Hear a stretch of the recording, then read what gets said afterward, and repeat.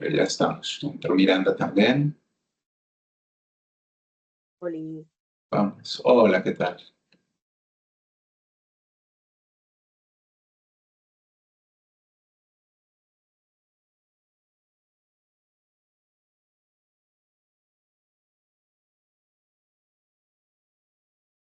Vale. Se ve la pantalla, ¿verdad?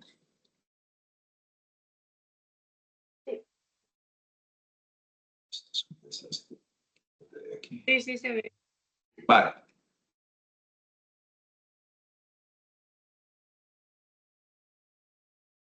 Vale, pues hoy hablaremos entonces, a ver si se ve en la diapositiva. ¿Qué ha pasado? Lo que es esto. Ahora.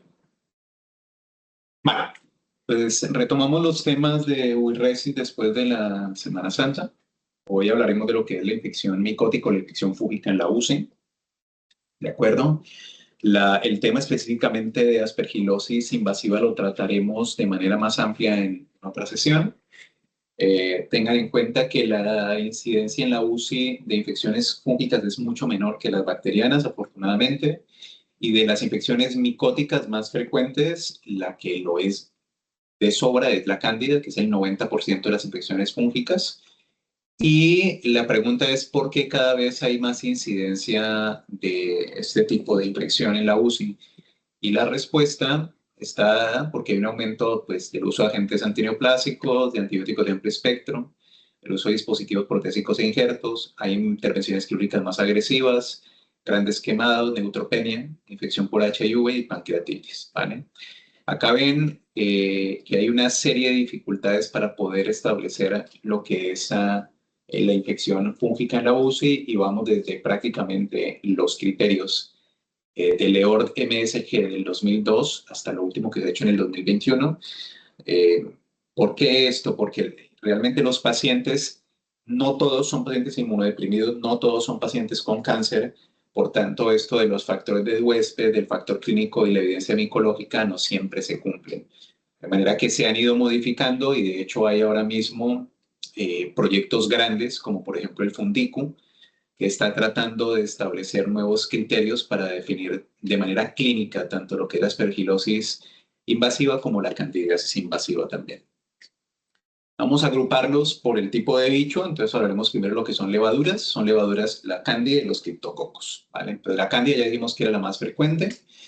Ven ahí las diferentes causas o especies, perdón, que pueden causar patología en el humano.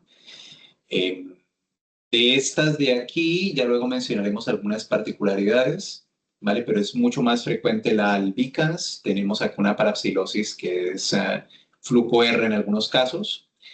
Y tenemos los factores de riesgo para candidemia y candidiasis invasiva. Tengan en cuenta que tienen que ver generalmente con intervenciones médico-quirúrgicas, sobre todo donde estamos barriendo la barrera a nivel, o bueno, alterando la barrera a nivel cutáneo o la barrera a nivel intestinal, o sencillamente tenemos catéteres o vías dentro del torrente sanguíneo que nos aumentarán el riesgo de infección. Y hay factores propios del huésped, pues como que sean mayores, la neutropenia, la falla renal, la perforación intestinal, la pancreatitis, las quemaduras extensas, tener un APH2 alto, por eso es importante cuando entra un paciente tener el APH consignado. Y bueno, pues de la cándida, la más frecuente, que era lo que les decía antes, es la albicans, pero cada vez hay más migración a la glabrata y a la cruzei, ¿vale? Para que se acuerden, generalmente las sensibles a azoles corresponden a la sigla ATP, que es albicans, tropicalis y parapsilosis, pero ya han visto que van apareciendo cepas resistentes, ¿vale? A la que más se tiene miedo realmente es a una que no la vimos ahí, pero que es la aureus, que es multiresistente, afortunadamente en el hospital no la tenemos. Y tener en cuenta que la glabrata puede hacerse resistente a azoles y equinocandinas, y la lusitania resistente a anfo-B, pero es sensible a azoles y equinocandinas. Y la pregunta cuando la aislamos en orina y pulmones es ¿qué hacer? En ese caso, pues comúnmente es un colonizador, no necesariamente produce enfermedad, pero sí que es cierto que aumenta el riesgo de candidiasis invasiva. Y a partir de eso sí que se han ido tratando de establecer criterios diagnósticos y diferentes pruebas para decir este paciente tiene candidiasis invasiva o no. De manera que para diagnóstico, pues podemos hacerlo, tenemos hemocultivos positivos, tenemos que repetir una candidemia, o si podemos identificar por isopatología o PCR de tejidos que deberían de ser estériles. Y hay técnicas no basadas en cultivo. Estas técnicas no basadas en cultivo son el beta de glucano, que ya saben que es muy sensible, poco específico, pero se puede cursar. La T2 cándida, que esto, al igual que la PCR y el MALDI-TOF MS, pues son pruebas de tipo molecular que se obtienen rápido en 1 o 2 horas y que suelen decirle a uno, por lo menos en el caso de la T2 candina, si hay resistencia a soles o no. Especialmente en el hospital lo que se puede pedir, sobre todo en el caso de sospecha de aspergilosis, es comunicarse con el laboratorio para ver si pueden hacer un MALDI-TOF, pues por la velocidad con la que sale la prueba, un par de horas. Se están haciendo modelos de predicción de riesgo, de eso hay pues modelos de índice de colonización, que el más frecuente que usamos es el Candida Score, pero está por ejemplo la regla de Ostrowski-Segner, y cada vez pues buscamos nuevas técnicas con biosensores, se está entrando a utilizar inteligencia artificial en imagenología que identifique pues infección fúngica más rápida, y lo que decíamos antes, la instauración de pruebas serológicas rápidas, sobre todo a pie de capa. ¿Cuál es la mortalidad por candidiasis invasiva? Es mayor del 40%. Lo que les decía, nosotros en el día a día lo que solemos utilizar es el Candida Score, por eso hay que valorar esto. Los hemocultivos serán positivos solamente en el 50-70% de las candidiasis invasivas. Y lo que les decía, el beta de glucano es sensible, 75 a 100%. La especificidad para decirnos específicamente qué es cándida es menor, pero tampoco es que sea especialmente malo si hay una probabilidad pretest alta. Y podemos tener endocarditis, por lo cual hay que hacer un ecocardiograma. De las infecciones fúngicas, la cándida emboliza bastante. Y por eso también hay que pedir un fondo de ojo que se hará hacia la semana, 2 semanas de tratamiento. ¿Por qué? Pues porque puede migrar, producir endoftalmitis, y del 2 al 26% de las candidemias van a cursar con complicaciones oculares. El tratamiento mínimo que se tiene que dar en ese caso son unas 4 semanas y ya está, ¿vale? Entonces, ¿qué estrategias tenemos para el paciente que tiene candidiasis invasiva? Pues depende. Cuando sospechamos que es una candida, o sea, que hay infección, pues deberíamos de dar una terapia antifúngica empírica, pero tenemos el paciente en el cual no lo tenemos del todo claro y decimos que es probable, pero no es altamente posible. En ese caso lo que tiraré es del Candida Score. Y la terapia profiláctica antifúngica no tiene suficiente evidencia, pero se podría llegar a evaluar en un paciente pues, que lleva, por ejemplo, que tiene un catéter venoso central, lleva nutrición parenteral, tiene una pancreatitis, está inmunosuprimido y que no hemos identificado ningún otro germen que nos pueda estar produciendo un cuadro de shock séptico, y que en cambio sí que hemos evidenciado pues, que tiene una colonización por cándida en alguna parte. El tratamiento de la candidemia o de la candidiasis invasiva no ha cambiado mucho, siguen utilizándose las guías de, en ese caso de la ITSA, y es en paciente no neutropénico, que es un grueso de los pacientes, pues lo primero es una equinocandina, ¿vale? Que podemos utilizar caspo o anídula, eso sería lo que es primera línea. Y para pacientes que están clínicamente estables podríamos hacer un step down a fluconazol cuando se hace la sensibilidad. También hay otras alternativas, en las cuales podemos utilizar anfotericina B, por ejemplo. Y lo que les decía, en el caso de que hayan catéteres venosos centrales o algún dispositivo que pueda estar produciéndonos el problema, hay que retirarlo lo más pronto posible, ¿vale? Y lo que decíamos, hay que mirar si hay complicaciones metastásicas. Si no las hay, el tratamiento al menos sería inicialmente por 14 días desde que tengamos un hemocultivo negativo, ¿vale? Y tenemos al paciente neutropénico, que es igual, o sea, inicialmente será una equinocandina, y en situaciones en las cuales veamos que el paciente no se encuentra bien, podemos asociar 2 antifúngicos. Podemos utilizar, por ejemplo, voriconazol o isavuconazol asociado a la equinocandina. Algo importante, lo que decíamos, en estos pacientes hay que identificar si hay migración a ocular y se produce endoftalmitis, por lo cual a los pacientes hay que hacerles un fondo de ojo que se recomienda que se repita a los 7 días después de haber recuperado la neutropenia. La otra levadura que tenemos es el criptococo, menos frecuente. Va a ser más frecuente el neoformans y el gati. Este tiene trofismo por la miolina y hay que sospecharlo pues, en pacientes inmunodeprimidos con fiebre, cefalea, síntomas del sistema nervioso central, porque lo que más frecuentemente producirá será meningoencefalitis, sobre todo en pacientes pues, que estén con disfunción de células T, que estén trasplantados, VIH, terapia CAR-T. Y lo que veremos en caso de una punción lumbar pues, es una pleocitosis linfocítica con elevación de proteínas, una presión de apertura elevada, y se puede mirar el antígeno criptocócico en el líquido que sacamos. Ahí tienen la sensibilidad y la especificidad. Hay algunos falsos positivos que son pues, gérmenes como el TASI o capnocitofaga. Y el tratamiento es ANFO-B y fluocitocina. Hay neumonías por criptococo. Es más frecuente, obviamente, en pacientes trasplantados. Y el diagnóstico, pues, precisará de muestras que tomaremos por fibrobroncoscopia, cultivos antígeno criptocócico sérico, que se puede pedir, y la sugerencia por el TAC, ¿vale? Que se pueden ver este tipo de nódulos que suelen ser un poco más periféricos. Eso por el lado, afortunadamente casi no vemos criptococo. Los hongos dimórficos, tenemos el histoplasma, que produce una infección pulmonar aguda o puede ser diseminada y grave. Se va a manifestar con fiebre, fatiga, esplenomegalia, pancitopenia y coagulopatía. Se confunde frecuentemente con una sepsis bacteriana. Y hay complicaciones raras pero importantes como el síndrome Waterhouse-Friderichsen. Esos pacientes, pensar que si llegan a tener compromiso de la glándula suprarrenal pueden presentarse con shock refractario y deberían de ir con hidrocortisona endovenosa. Y la mortalidad de ese tratamiento con anfotericina B es del 10 al 25%. ¿Vale? Pues, ¿de acuerdo? Entonces, de manera que los pacientes que tienen formas moderadas a severas, inicialmente iremos con lo que es ANFO-B liposomal o desoxicolato, y es importante administrar también metilprednisolona. Si son formas que son leves o moderadas, podemos dar itraconazol. El blastomices, el órgano que más va a atacar con frecuencia es pulmón, puede también atacar piel, hueso, cerebro, tracto genitourinario. Una blastomicosis diseminada tiene una mortalidad altísima del 90%, y es poco frecuente el distrés, afortunadamente, porque la mortalidad de entrada sería mayor del 50%. El tratamiento en este caso,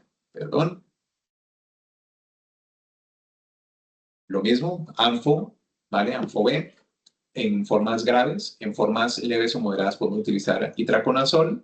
Y si son formas moderadas severas pero diseminadas, además de utilizar el ANFO-B, podríamos pensar en asociar algún otro antifúngico y ya está, ¿vale? Luego, los mohos, de aquí el Aspergillus, el Fusarium y el Rhizopus. La aspergilosis pulmonar invasiva, hay que pensar en un paciente que tiene la siguiente tríada, y es fiebre, dolor pleurítico y disnea.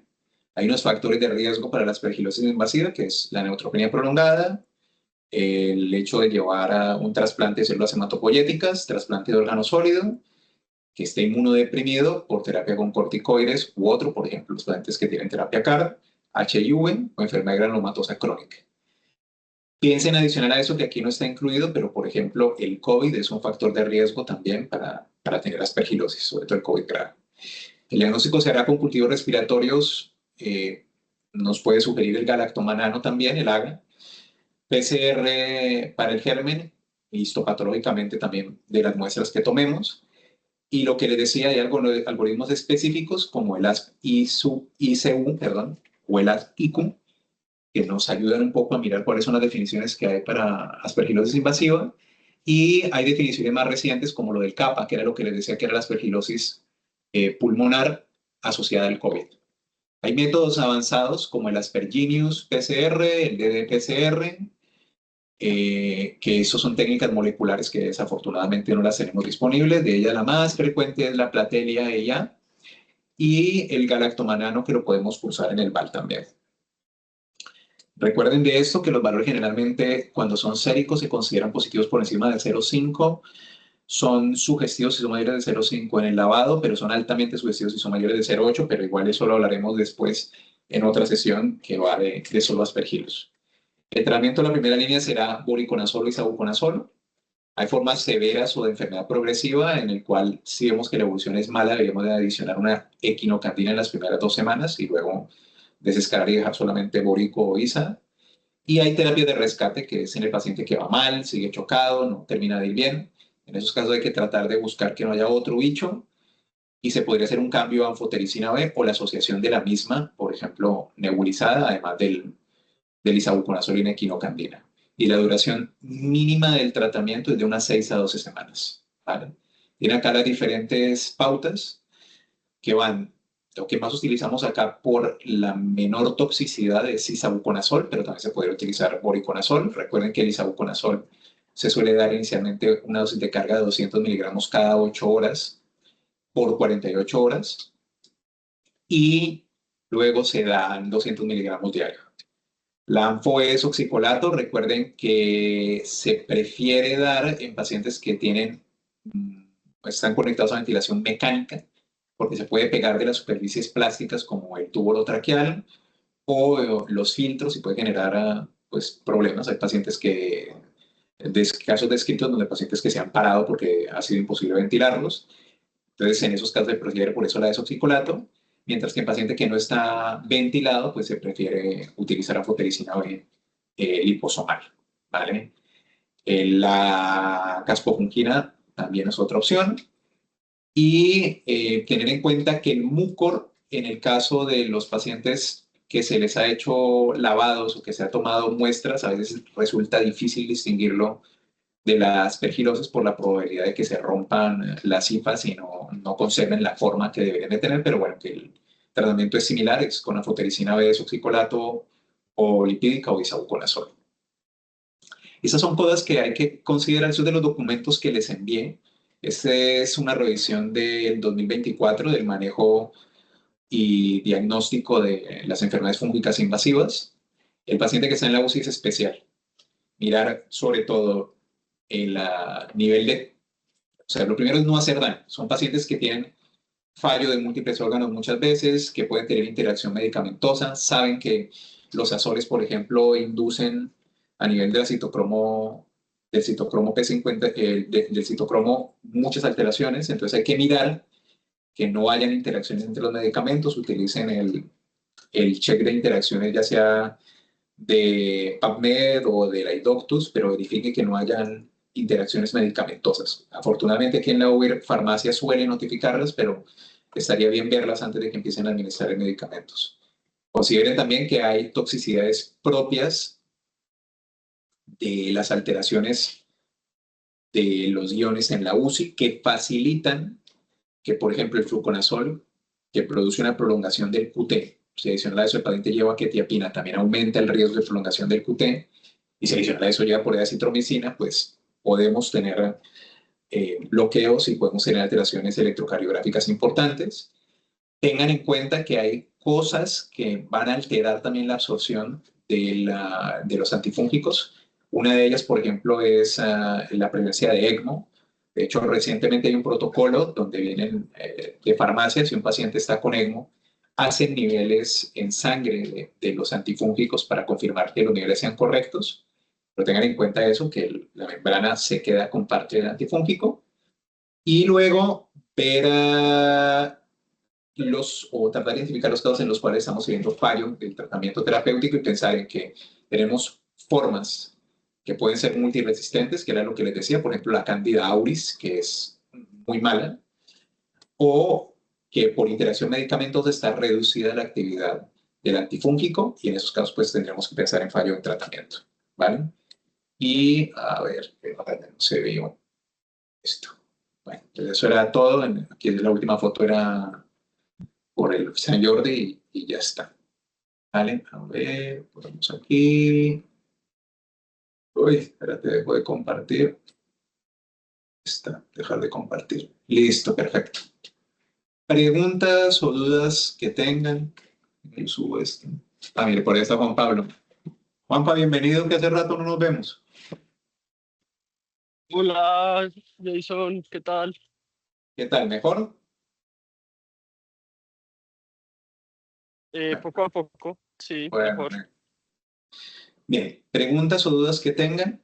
Recuerden que tienen la presentación en la carpeta de Ubiresis, que las grabaciones se conservan durante 15 días y que cada semana yo les voy dejando documentación para que puedan ir leyendo. De hecho, ahí hay dos artículos, hay dos revisiones, una global de lo que son infección por bacterias y hongos en la UCI y otra que solo va de las dos que son, digamos, más prevalentes y que nos interesan más en el día a día, que son Cándida y Aspergillus, ¿vale? Para que le echen una ojeada, son interesantes. Ya les digo yo que en la del 2024 ya hablan incluso de técnicas rápidas, de técnicas moleculares, que desafortunadamente a fecha de hoy no tenemos en el hospital, pero que tendremos que tenerlas, y de inteligencia artificial también, ¿vale? ¿Alguien quiere aportar algo? ¿Preguntas, dudas, aportes, aclaraciones? No. Pues nada, chicos, hasta la próxima semana, ¿vale? Venga, chao. Chao.